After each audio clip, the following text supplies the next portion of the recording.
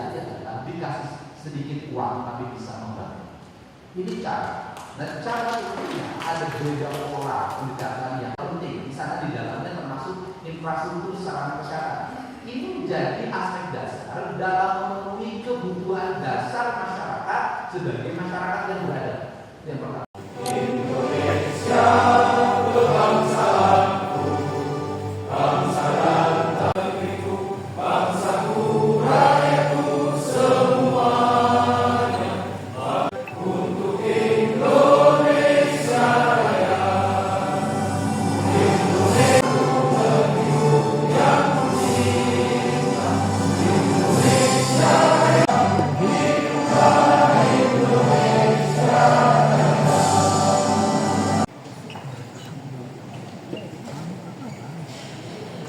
Hadirin silakan duduk.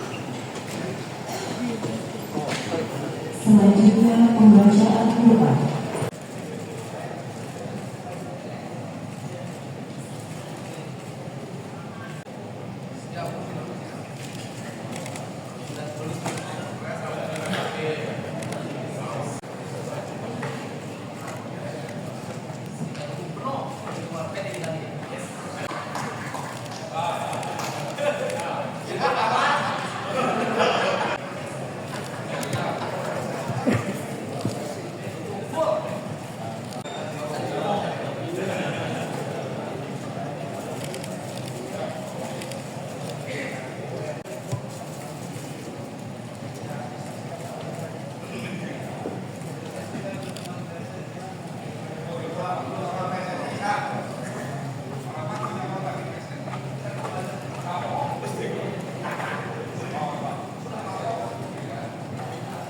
Kemudian ada yang tertulis untuk meliputannya sehari-hari.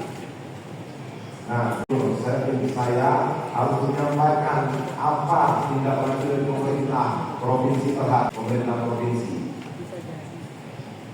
Nah, kenapa? Kalau menurut undang-undang Sampurasun yang kami hormati atas nama masyarakat Korea, Bapak Buki Wibawa yang sudah jadi dokter. Juga kepada yang saya hormati Bapak Iwan Setiawan, Wakil Ketua DPRD, Bapak Ono Surono yang rambutnya mulai sudah rapi, wajahnya. Pak Braitung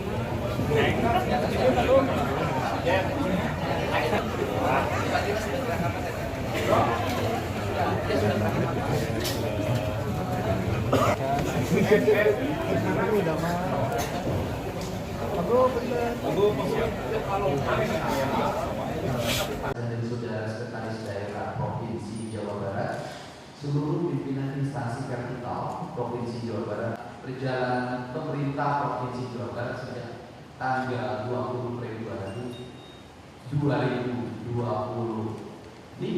yang sekarang sudah menuju akhir bulan Oktober berjalan secara efektif.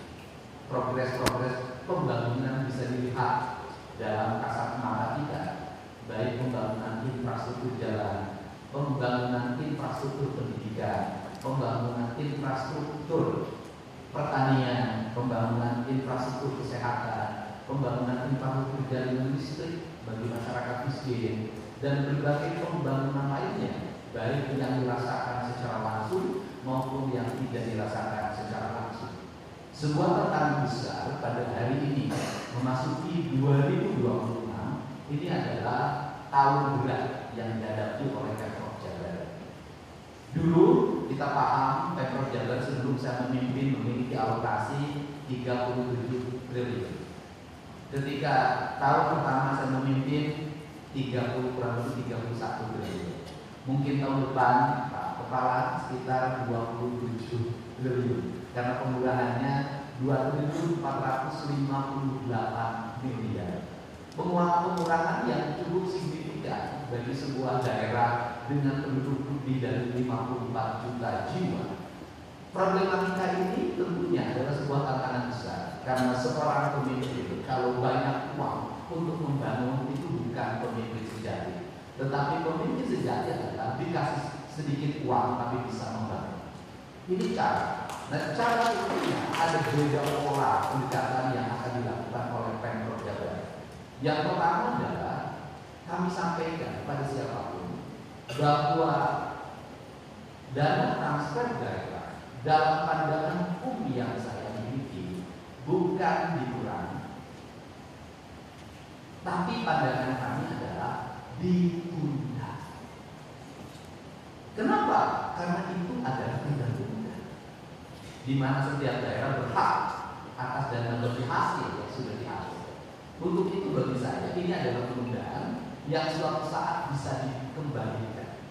Nah, ini prinsip pertama. Kemudian prinsip dasar yang kedua adalah seluruh penundaan ini akan menjadi berkah manakala kita mampu melakukan pengelolaan dari anggaran yang sangat minim dengan hasil yang sangat maksimal. Andai kata ada keajaiban di suatu saat dana transfer itu dikembalikan dengan dasar apa? Dasar yang pertama adalah pemerintah Provinsi Jawa Barat membelanjakan uang didasarkan pada orientasi input, output, outcome, dan benefit. Inputnya ada proses mekanisme yang dilakukan baik di internal birokrasi melalui pendekatan komunikasi rapat-rapat banggar DPRD Provinsi Jawa Barat. Ini adalah bagian dari input. Ada ketertiban administrasi yang harus kita jaga sebagai bagian ikhtiar taatan kita pada peraturan perundang-undangan. Yang kedua adalah output. Di inputnya apa, outputnya apa? Karena kita menginput, mengorientasikan pada apa? Pada 3 hal menurut saya. 1. Ingin ada layanan infrastruktur publik yang memadai sehingga masyarakat Jabar itu mengalami peningkatan kualitas hidup karena kualitas infrastrukturnya baik. 1. Kualitas infrastruktur jalan. 2. Kualitas infrastruktur sarana air bersih. Yang ketiga, kualitas infrastruktur sarana irigasi yang itu menopang kenyamanan masyarakat pada sebuah lingkungan. Yang keempat, infrastruktur sarana sanitasi lingkungan masyarakat. Ini adalah penting. Di sana di dalamnya termasuk infrastruktur sarana kesehatan. Ini menjadi aspek dasar dalam memenuhi kebutuhan dasar masyarakat sebagai masyarakat yang beradab. Yang pertama, ambil air pompa dalam, kayaknya sama dengan urusan air mineral pertama. Padahal kualitas airnya berbeda dan komoditi airnya berbeda.